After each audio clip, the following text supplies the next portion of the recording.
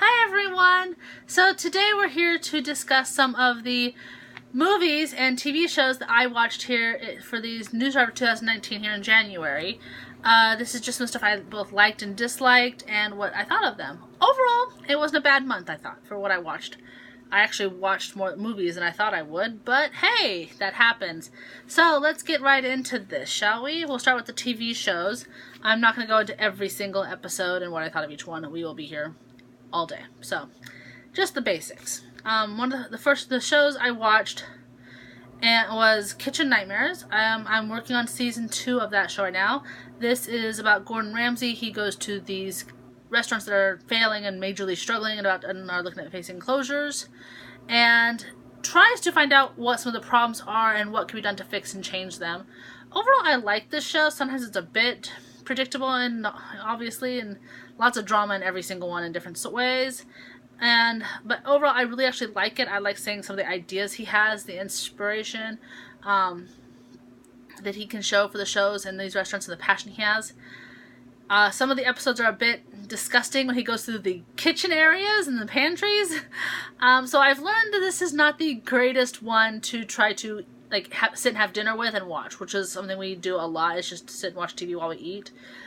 This is not the greatest show for that. Sometimes it can be a bit stomach churning, so heads up there if you ever check it out, but it is a really good show. The next one, we watched a couple of episodes of My Husband and I Together. Again, this is something we do during some quick meals. These were done typically during lunches, and we watched like 2 or 3 episodes, I think, this month total. It's an older show from the 90s called Home Improvement with Tim Allen. And not a bad little comedy, just kind of lighthearted. It's nothing great, but it's enjoyable for what it is. We can still get a couple laughs out of the episode sometimes, so not bad. Great little thing when you just, want to munch on a quick sandwich and head out the door. It's perfect, 20 minutes and gone. One of the other shows I'm watching, but for myself, is the Tidying Up with Marie Kondo show. I have some thoughts on that. I'm actually going to do a separate video on that, especially with her thoughts on books and how that's been a bit of a crazy storm on social media lately. But overall, I'm actually liking that. I think I've seen the first 3 or 4 episodes now, and I'm actually enjoying.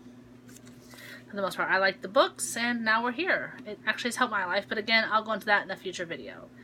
The other one we've been watching is an older show again, but it's one from a very popular sci-fi fandom that a lot of people I know still can love, and that is Star Trek.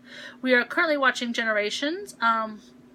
Got through several episodes of that, but I don't even know if we did a full season. I think we're on we worked on seasons 3 and 4, I believe, somewhere in the middle of the 2 right now, and enjoying that so far a lot. A lot of the episodes I've seen, but I've never seen them all consecutively. We didn't have cable or anything growing up, so I didn't watch a lot of TV, so this is now my opportunity to catch all those missed episodes and get the whole story in order, and that's what we've been working on. Another one is an anime we finished out, and that is the Devil May Cry anime based on the video games. And not a bad little anime series, lots of action, not a bad story, enjoyable, so we finished that off. The other one where we are working on is actually a rewatch for me, but it's new to my husband, is Full Metal Alchemist Brotherhood. We watched the original Full Metal Alchemist. He actually really liked that one, and now we're working on this one. And while we both like the story in this one a lot more, we are less thrilled with the anime and art style, because we feel like we don't like a lot of the shortcuts when they over comedically draw the characters. It's a little less thrilling for him, especially. So another one, mostly me, but sometimes my husband was watching, is actually a more of a British comedy, and that is Fawlty Towers. Believe I'm on season 2 of that one. I could be wrong. Again, I just watched a couple episodes last month of that. This is just good for just some laughs. I actually find the cast very amusing. It's an older show, but it is really good. I don't even know when it was done, but it is good. It's, it is a dated show in a lot of ways, but it's still, you can get the comedy of it even today.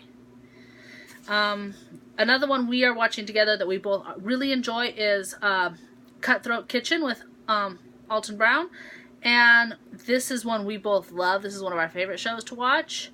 I believe we're up in season 8. We watched actually quite a bit of this one. The Evilicious competition in particular was really good. Anyways, this is a cook-off show where it's 4 competitors competing for some cash, and they bid on sabotages to throw each other under the bus to try to win, and who can, so it's a question of who's the best cook and who can cook well under some bad circumstances. So, enjoying that one quite a bit. One we started to watch that we both saw through our childhoods, in random spurts, but have never seen it, and I actually saw the first episode finally, is Tiny Toon Adventures. We found that one over on Hulu, and we've been kicking off and watching some of that, so we watched like the first episode or 2 of that so far. This is, again, just something quick to watch while we're like grabbing a quick lunch or a bite to eat, or great while we're cleaning or something, just have on.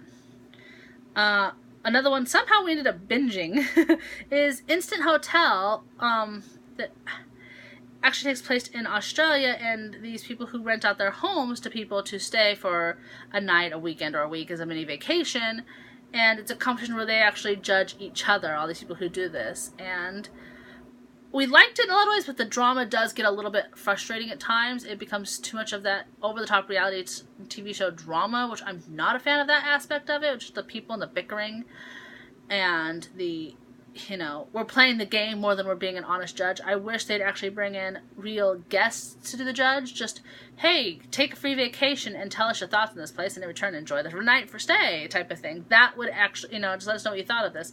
That would have gotten to me better and have, an impartial judging happening.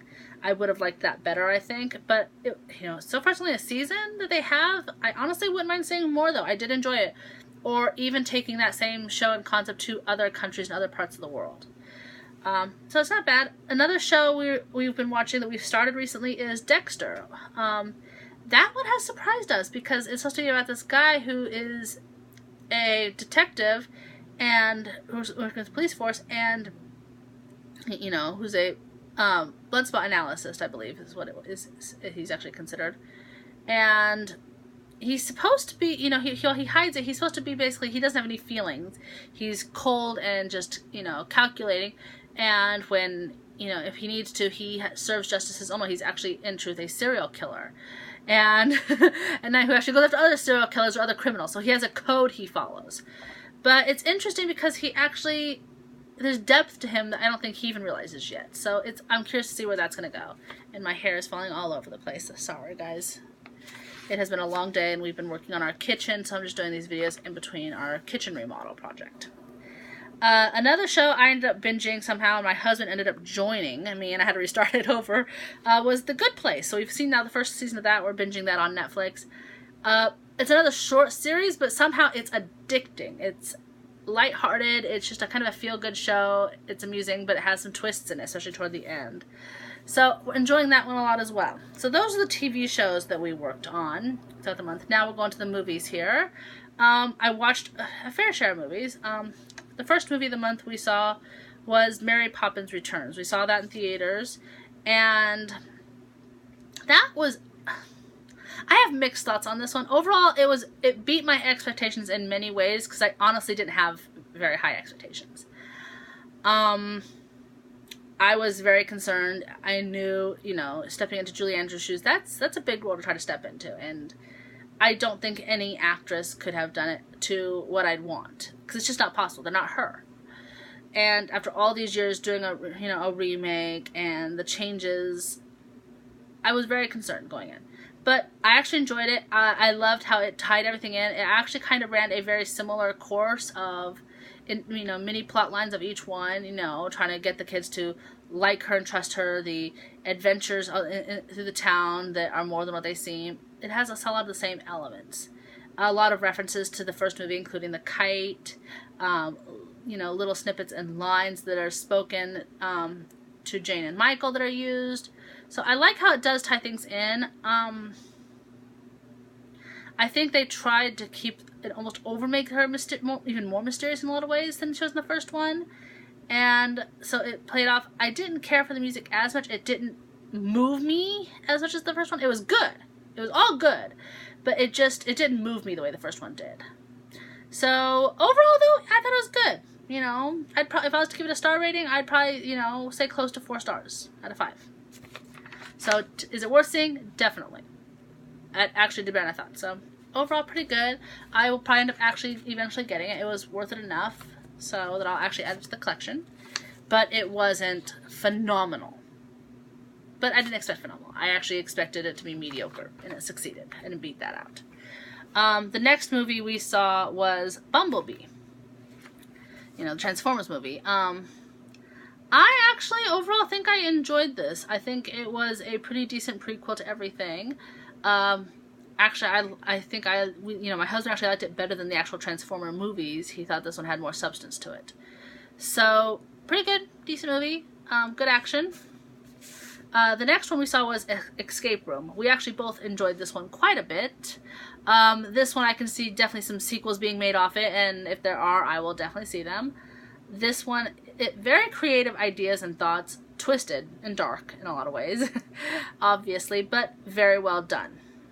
So some of the rooms that they're in and the extreme measures each part takes, it drew me in for that. Another one we watched is actually a big hit with a lot of people on Netflix, and that was the Bandersnatch movie. The interactive, make the choices and go through it. While the story I think had potential, I honestly didn't care for how it was executed too much. I feel like they gave you too many choices on, especially at the beginning, of things that didn't matter, and I don't like how I wanted an ending and end it and have the, instead of going back and like, oh, you made the wrong choice and go back to where you were and continue it. And it did a lot of too much going back and forth with that. That was a little frustrating. It's like, did I make the wrong choice, or would it have made a difference on it the other way? And it ended up drawing it out a lot in some ways, so it was mediocre. That one really was just meh. My husband actually didn't like it at all. He didn't even finish. He gave up on it. So, but a lot of people really like it. So give it a chance, see if it's your thing. I just think you can do a lot better for interactive stuff. I do like the idea of doing some interactive movies, but I think that one could have been fleshed out a little better. I think the potential was there, but the execution to make it interactive in the style they did needed some work. The next movie we watched was Stonehurst Asylum on Netflix. That one I really enjoyed. So did my husband. That one had some interesting twists to it, but some were very predictable. But it's how it played out that really draws you in, and you're not exactly sure how it's going to end, and that's where it hooks you. So I thought that one was well done. The next one we saw was actually one of our favorite movies of the month, and that was The Upside.